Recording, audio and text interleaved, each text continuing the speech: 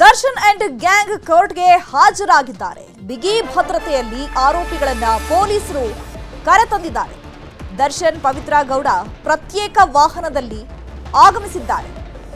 ಇವತ್ತು ಕೋರ್ಟ್ನಲ್ಲಿ ವಿಚಾರಣೆ ಕೂಡ ನಡೆಯುತ್ತೆ. ದರ್ಶನ್ ಅಂಡ್ ಗ್ಯಾಂಗ್ ಈಗಾಗಲೇ ಕೋರ್ಟ್ಗೆ ಹಾಜರಾಗಿದ್ದಾರೆ. ಬಿಗಿ ಭದ್ರತೆಯಲ್ಲಿ ಆರೋಪಿಗಳನ್ನ ಪೊಲೀಸರು ಕರೆತಂದಿದ್ದಾರೆ. ಸಿಎಆರ್ ವಾಹನದಲ್ಲಿ A1 ಆರೋಪಿ ಪವಿತ್ರ ಗೌಡ ಬಂದಿದ್ದಾರೆ. ಸೆಷನ್ಸ್ ಕೋರ್ಟ್ನಲ್ಲಿ ದೋಷಾರೋಪ ನಿಗದಿ ಪ್ರಕ್ರಿಯೆ ಆಗಿದೆ. ಹಾಗಾಗಿ ಆರೋಪ ನಿಗದಿ ಬಳಿಕ ಟ್ರಯಲ್ ಡೇಟ್ ಕೂಡ ಫಿಕ್ಸ್ ಮಾಡಲಾಗುತ್ತೆ. ದರ್ಶನ್ ಪವಿತ್ರ ಸೇರಿ ಇಡೀ ಗ್ಯಾಂಗ್ಗೆ ಈಗ ಢವ ಶುರುವಾಗಿದೆ. 230ಕ್ಕೂ ಹೆಚ್ಚು ಸಾಕ್ಷ್ಯ ಉಲ್ಲೇಖಿಸಿದೆ ತನಿಖಾ ತಂಡ. ದರ್ಶನ್ ವಿರುದ್ಧ ಪ್ರಬಲ ಸಾಕ್ಷ್ಯವನ್ನ ಸಂಗ್ರಹಿಸಿದೆ ತನಿಖಾ ತಂಡ. ಯಾವ ಕಡೆಯಿಂದನೂ ಕೂಡ ಆರೋಪಿಗಳು ತಪ್ಪಿಸಿಕೊಳ್ಳಬಾರದು ಅನ್ನುವಂತಹ ನಿಟ್ಟಿನಲ್ಲಿ ತನಿಖಾ ತಂಡ 200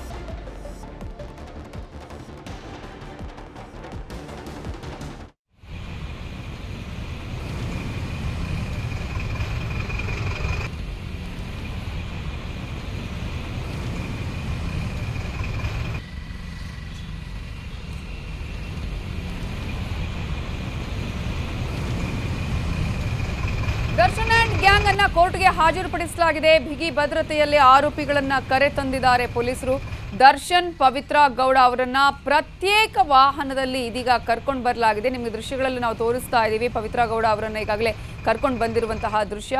ಈ ಒಂದು ಪ್ರಕರಣದ A1 ಆಗಿರುವಂತಹ ಪವಿತ್ರ ಗೌಡ ಅವರನ್ನ CAR ವಾಹನದಲ್ಲಿ ಕರ್ಕೊಂಡು ಬರಲಾಗಿದೆ.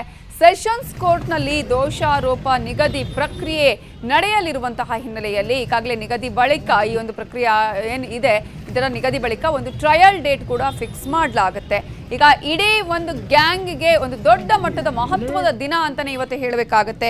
ಏನಾಗಬಹುದು? ಮೊದಲನೇದಾಗಿ ಈಗಾಗಲೇ ಕೇಳ್ತಾರೆ ಚಾರ್ಜ್ ಶೀಟ್ ಅಲ್ಲಿ ಏನೆಲ್ಲ ಉಲ್ಲೇಖ ಮಾಡಲಾಗಿದೆಯಲ್ಲ, ಸಾಕ್ಷಿಗಳ ವಿಚಾರ ಆಗಿರ್ಬೋದು, ಇವರು ಮಾಡಿರುವಂತಹ ಒಂದು ಕೊಲೆಯ ಪ್ರಕರಣ ಆಗಿರ್ಬೋದು, ಆ ಕೊಲೆಗೆ ಸಂಬಂಧಪಟ್ಟ ಹಾಗೆ ಇವರು ಯಾವ ರೀತಿಯಾಗಿ ಆಮೇಲೆ ಸಾಕ್ಷ್ಯವನ್ನು ಪಡಿಸುವಂತಹ ಕೆಲಸವನ್ನ ಮಾಡಿದ್ರು, ಹೀಗೆ ಈ ಒಂದು ಕೃತ್ಯವನ್ನ ಎಸಗಿದೀರಾ ಇಲ್ವಾ ಏನು ಅನ್ನೋದ್ರ ಬಗ್ಗೆ ಮೊದಲನೇದಾಗಿ ಈ ಒಂದು ಅವ್ರ ಹತ್ರ ಎಲ್ಲ ಆರೋಪಿಗಳ ಬಳಿ ಈಗಾಗಲೇ 6 ಮಂದಿ ಆರೋಪಿಗಳನ್ನು ಕರ್ಕೊಂಡು ಬರ್ತಾ ಇರುವಂತಹ ದೃಶ್ಯಗಳನ್ನು ಕೂಡ ನಿಮಗೆ ತೋರಿಸ್ತಾ ಇದ್ದೀವಿ. ಎಕ್ಸ್ಕ್ಲೂಸಿವ್ ದೃಶ್ಯಗಳು ನ್ಯೂಸ್ 18ಗೆ ಲಭ್ಯ ಆಗಿದೆ. ಈಗಾಗಲೇ ಆರೋಪಿಗಳನ್ನ ಕರ್ಕೊಂಡು ಬರ್ತಾ ಇದ್ದಾರೆ. ಒಂದು ದೊಡ್ಡ ಮಟ್ಟದ ಟ್ರಯಲ್ ಈಗ ಅದೇ ಕಾರಣಕ್ಕಾಗಿ ಯಾವುದೇ ರೀತಿಯಾದಂತಹ ಲೋಪದೋಷ ಆಗಬಾರದು ಭದ್ರತೆಯ ವಿಚಾರದಲ್ಲಿ ಅಂತ ಹೇಳಿ ಹೆಚ್ಚುವರಿ ಪೊಲೀಸರನ್ನು ಕೂಡ ಅಲ್ಲಿ ನಿಯೋಜನೆ ಮಾಡಲಾಗಿದೆ. ಪೊಲೀಸ್ ಬಿಗಿ ಭದ್ರತೆಯಲ್ಲಿ ಇದೀಗ ರೇಣುಕಾಸ್ವಾಮಿ ಕೊಲೆ ಪ್ರಕರಣದ ಆರೋಪಿ ದರ್ಶನ್ ಅನ್ನ ಪೊಲೀಸರು ಕೋರ್ಟ್ಗೆ ಹಾಜರುಪಡಿಸ್ತಾ ಇರುವಂತಹ, ಕೋರ್ಟ್ಗೆ ಕರ್ಕೊಂಡು ಬರ್ತಾ ಇರುವಂತಹ ನೇರ ಪ್ರಸಾರದ ದೃಶ್ಯಗಳನ್ನು ನಾವು ನಿಮಗೆ ತೋರಿಸ್ತಾ ಇದ್ದೀವಿ.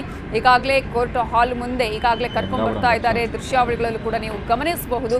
ಇವತ್ತು ಬಹಳ ಮಹತ್ವದ ದಿನ ಅಂತಾನೆ ಹೇಳಬೇಕಾಗುತ್ತೆ. ರೇಣುಕಾಸ್ವಾಮಿ ಕೊಲೆ ಪ್ರಕರಣದ ಆರೋಪಿಗಳಿಗೆ ಯಾವ ಆರೋಪಿ ಯಾವ ರೀತಿಯ ಕೃತ್ಯ ಎಸಗಿದ್ದಾನೆ, ಅವನ ವಿರುದ್ಧ ಯಾವ್ಯಾವ ಸಾಕ್ಷ್ಯಾಧಾರಗಳು ಲಭ್ಯ ಆಗಿದೆ, ಅವನು ಹೇಗೆ ಕೊಲೆ ಮಾಡ್ದ, ಅವನ ಜೊತೆ ಇರುವಂತಹ ಆರೋಪಿಗಳ ಪಾತ್ರ ಏನು, ಯಾವ ಆರೋಪಿಗೆ ಯಾವ ಕಾಯ್ದೆಯ ಅಡಿ ಯಾವ ಕಾಲಂಗಳ ಅಡಿಯಲ್ಲಿ ಶಿಕ್ಷೆ ಆಗತ್ತೆ, ಏನು ಶಿಕ್ಷೆ ಇದೆ ಈ ವಿಚಾರದಲ್ಲಿ, ದೋಷಾರೋಪಣೆ ಹೊರಡಿಸಿದ್ರೆ ಅನ್ನೋದ್ರ ಬಗ್ಗೆ ಕೂಡ ತನಿಖಾಧಿಕಾರಿಗಳು ಈಗಾಗಲೇ ಚಾರ್ಜ್ ಶೀಟ್ನಲ್ಲಿ ಆಲ್ಮೋಸ್ಟ್ ಎಲ್ಲವನ್ನ ಕೂಡ ಉಲ್ಲೇಖ ಮಾಡಿದ್ದಾರೆ. ಈ ಹಿನ್ನೆಲೆಯಲ್ಲಿ ಇಡೀ ಒಂದು 230ಕ್ಕೂ ಹೆಚ್ಚು ಸಾಕ್ಷಿಗಳನ್ನ ತನಿಖಾ ತಂಡ ಉಲ್ಲೇಖ ಮಾಡಿದೆ. ದರ್ಶನ್ ವಿರುದ್ಧ ಪ್ರಬಲ ಸಾಕ್ಷ್ಯವನ್ನ ಕೂಡ ತನಿಖಾ ತಂಡ ಸಂಗ್ರಹ ಮಾಡಿರೋದು. ಈಗಾಗಲೇ ನ್ಯಾಯಾಲಯಕ್ಕೆ ಸಲ್ಲಿಸುವ ಮುನ್ನ ಮೇಲಾಧಿಕಾರಿಗಳು, ಕಾನೂನು ಸಲಹೆಗಾರರು ಎಲ್ಲರೂ ಕೂಡ ಅದನ್ನು ಪರಿಶೀಲಿಸ್ತಾರೆ. ಯಾವ ರೀತಿಯಾಗಿದೆ, ಏನಿದೆ, ಏನಾದರೂ ಒಂದಷ್ಟು ದೋಷಾರೋಪ ಇದೆಯಾ, ಇದರಲ್ಲಿ ಯಾವ ರೀತಿಯಾಗಿ ಕಠಿಣ ಶಿಕ್ಷೆ ಆಗಬೇಕು ಇಂತಹ ಪ್ರಕರಣಗಳಲ್ಲಿ ಅನ್ನೋದರ ಬಗ್ಗೆ ಎಲ್ಲ ವರದಿಗಳನ್ನು ಪರಿಶೀಲನೆ ಮಾಡ್ತಾರೆ. ಚಾರ್ಜ್ ಶೀಟಲ್ಲಿ ಆರೋಪಿಗಳ ವಿವರವನ್ನು ಕೂಡ ಅಲ್ಲಿ ಹೇಳಲಾಗತ್ತೆ. ಏನಿದೆ ಇವರ ಬ್ಯಾಕ್ಗ್ರೌಂಡ್ ಏನು, ಯಾವ ರೀತಿಯಾಗಿ ಮಾಡಿದ್ರು, ಯಾವ ರೀತಿಯಾಗಿ ಹಿಂಸಾತ್ಮಕವಾಗಿ ಈ ಒಂದು ಪ್ರಕರಣ ಇದೆ, ಕೊಲೆ ಮಾಡಿದ್ಯಾಕೆ, ಕೊಲೆಯ ಹಿಂದಿರುವ ಉದ್ದೇಶ ಏನು, ಹಿನ್ನೆಲೆ ಏನು ಅನ್ನೋದರ ಜೊತೆಗೆ ಸಾಕ್ಷ್ಯಗಳು ಒಂದ್ ಕಡೆ ಕೊಲೆ ಮಾಡಿರೋದು, ಆ ನಂತರ ಆ ಸಾಕ್ಷ್ಯವನ್ನ ನಾಶಪಡಿಸುವಂತಹ ಪ್ರಯತ್ನವನ್ನ ಮಾಡಿರೋದು, ಹೀಗೆ ಎಲ್ಲಾ ವಿಚಾರದ ಬಗ್ಗೆ ಕೂಡ ಇವತ್ತು ಆ ಒಂದು ಚಾರ್ಜ್ ಶೀಟ್ನಲ್ಲಿ ಏನು ಉಲ್ಲೇಖ ಮಾಡಲಾಗುತ್ತೆ ಅದರ ಬಗ್ಗೆ ಕೂಡ ಹೇಳಲಾಗುತ್ತೆ. ಆಲ್ರೆಡಿ ಈ ಒಂದು ಪ್ರಕರಣ ದೊಡ್ಡ ಮಟ್ಟದಲ್ಲಿ ಸಂಚಲನವನ್ನು ಉಂಟು ಮಾಡಿದಂತಹ ಪ್ರಕರಣ ಅಂತಲೇ ನಾವು ಹೇಳಬೇಕಾಗುತ್ತೆ. ಕಾರಣ ಒಬ್ಬ ಇಡೀ ಒಂದು ಮಾಸ್ ಸೆಲೆಬ್ರಿಟಿ ಅಂತ ಅನ್ಸ್ಕೊಂಡಂತಹ ದರ್ಶನ್ ಕೊಲೆ ಪ್ರಕರಣದಲ್ಲಿ ಸಿಕ್ಕಾಕೊಂಡಿದ್ದಾರೆ ಅಂತ ಹೇಳಿದಾಗ ಯಾರು ನಂಬೋದಕ್ಕೆ ಸಾಧ್ಯನೇ ಇರಲಿಲ್ಲ. ಆ ರೀತಿಯಾಗಿ ಆಗಿತ್ತು. ಆದರೆ ಈ ಪ್ರಕರಣದಲ್ಲಿ ಪೊಲೀಸರು ಎಲ್ಲ ಆಂಗಲ್ನಿಂದಲೂ ತನಿಖೆ ಮಾಡಿ ಸಾಕ್ಷ್ಯಾಧಾರಗಳನ್ನು ಕಲೆ ಹಾಕಿ ಆ ನಂತರ ಮೈಸೂರಲ್ಲಿದ್ದಂತಹ ಸಿನಿಮಾ ಚಿತ್ರೀಕರಣದಲ್ಲಿ ಪಾಲ್ಗೊಂಡಿದ್ರು ದರ್ಶನ್ ಅವರನ್ನ ಅಲ್ಲಿಂದ ಕರ್ಕೊಂಡು ಬಂದಿರೋದು ACP ಚಂದನ್ ಅವರ ನೇತೃತ್ವದಲ್ಲಿ ಈ ಒಂದು ಪ್ರಕರಣದಲ್ಲಿ ಎಲ್ಲ ಮಾಹಿತಿಯನ್ನ ಕಲೆ ಹಾಕಲಾಗಿ ಅಲ್ಲಿಂದ ಪೊಲೀಸರು ಕರ್ಕೊಂಡು ಬಂದು ಅರೆಸ್ಟ್ ಮಾಡಿರುವಂಥದ್ದು. ಆ ನಂತರ ಆದಂತಹ ಘಟನಾವಳಿಗಳು, ಆ ನಂತರ ಆದಂತಹ ಜಾಮೀನು ಪ್ರಕ್ರಿಯೆ ಆಗಿರ್ಬೋದು, ಜೈಲಿನಿಂದ ಶಿಫ್ಟ್ ಮಾಡಿರುವಂತಹ ವಿಚಾರ ಆಗಿರ್ಬೋದು, ಅನಾರೋಗ್ಯದ ನೆಪವನ್ನ ಕೊಟ್ಟು ಜಾಮೀನನ್ನ ಪಡ್ಕೊಂಡಿರುವಂಥದ್ದು, ನಂತರ ಸುಪ್ರೀಂ ಕೋರ್ಟ್ಗೆ ಹೋಗಿ ಮತ್ತೆ ಇವರ ಬೇಲನ್ನ ಕ್ಯಾನ್ಸಲ್ ಮಾಡಿರೋದು, ಇವೆಲ್ಲ ಘಟನಾವಳಿಗಳು ಕೂಡ ನಮ್ಮ ಕಣ್ಣ ಮುಂದೆ ಇದೆ. ಇದೀಗ 230ಕ್ಕೂ ಹೆಚ್ಚು ಸಾಕ್ಷ್ಯವನ್ನ ಉಲ್ಲೇಖ ಮಾಡಿದೆ ತನಿಖಾ ತಂಡ. ಈ ಚಾರ್ಜ್ ಶೀಟ್ನಲ್ಲಿ ದರ್ಶನ್ ವಿರುದ್ಧ ಪ್ರಬಲ ಸಾಕ್ಷ್ಯವನ್ನ ತನಿಖಾ ತಂಡ ಈಗಾಗಲೇ ಕಲೆ ಹಾಕಿದೆ.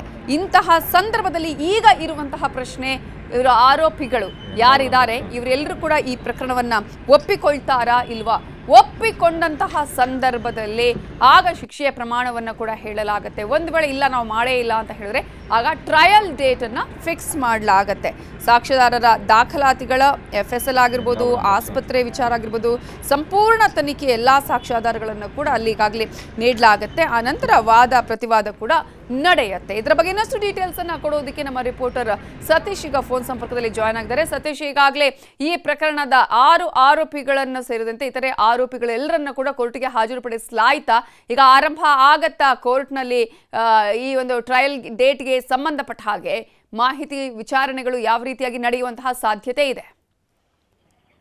ಎಸ್ ನವಿತಾ, ಈಗ ರೇಣುಕಾಸ್ವಾಮಿ ಕೊಲೆ ಪ್ರಕರಣದ ಬಹುತೇಕ ಎಲ್ಲ ಆರೋಪಿಗಳನ್ನು ಕೂಡ ಈಗ ಕೋರ್ಟ್ಗೆ ಕರ್ಕ ಬಂದಿರುವಂತದ್ದು. ಸೊ ಏನು ಪರಪ್ಪನ ಅಗ್ರಹಾರದಿಂದ ಕಾಮಾಕ್ಷಿ ಪಾಳ್ಯದ ಪೊಲೀಸರು ಒಂದು 6 ಏನು ಸುಪ್ರೀಂ ಕೋರ್ಟ್ ನಲ್ಲಿ ಬೇಲ್ ಕ್ಯಾನ್ಸಲ್ ಆದ್ಮೇಲೆ ನಂತರ ಯಾರ್ಯಾರು 6 ಜನ ಪರಪ್ಪನ ಅಗ್ರಹಾರದಲ್ಲಿ ಅಷ್ಟು 6 ಜನ ಕೂಡ ಈಗ ಆಲ್ರೆಡಿ ಪೊಲೀಸರು ಕರ್ಕೊಂಡು ಬಂದು ಈಗ ಆಲ್ರೆಡಿ ಕೋರ್ಟ್ಗೆ ಕರ್ಕೊಂಡು ಹೋಗಿದ್ರೆ 2:45 ಅಂದ್ರೆ 2:45 ಈ ಒಂದು ಪ್ರಕರಣ ಸಂದರ್ಭದಲ್ಲಿ ದರ್ಶನ್ ಹಾಗೂ ಬೇರೆ ಬೇರೆ ಯಾರು ರೇಣುಕಾಸ್ವಾಮಿ ಆರೋಪಿಗಳಿದ್ದಾರೆ.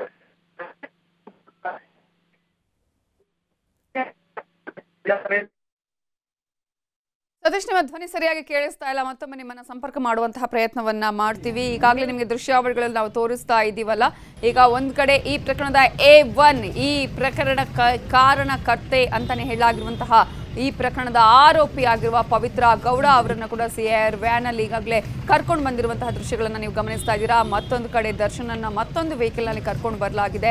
ದರ್ಶನ್ ಮತ್ತು ಗ್ಯಾಂಗ್ಗೆ ಇದೀಗ ಢವ ಶುರು ಆಗಿದೆ. ಕಾರಣ ಸೆಷನ್ಸ್ ಕೋರ್ಟ್ ನಲ್ಲಿ ಇವತ್ತು ಏನಾಗತ್ತೆ ಅನ್ನುವಂತಹ ಒಂದಷ್ಟು ವಿಚಾರಣೆಗೆ ಸಂಬಂಧಪಟ್ಟ ಹಾಗೆ ಆಲ್ರೆಡಿ ಈಗ ಅವರಿಗೆ ಆತಂಕ ಶುರುವಾಗಿರುತ್ತೆ. ಇದರ ಬಗ್ಗೆ ಇನ್ನಷ್ಟು ಅಪ್ಡೇಟ್ಸ್ ಕೊಡೋದಕ್ಕೆ ನಮ್ಮ ರಿಪೋರ್ಟರ್ ಸತೀಶ್ ಈಗ ಫೋನ್ ಸಂಪರ್ಕದಲ್ಲಿ ಜಾಯ್ನ್ ಆಗಿದ್ದಾರೆ.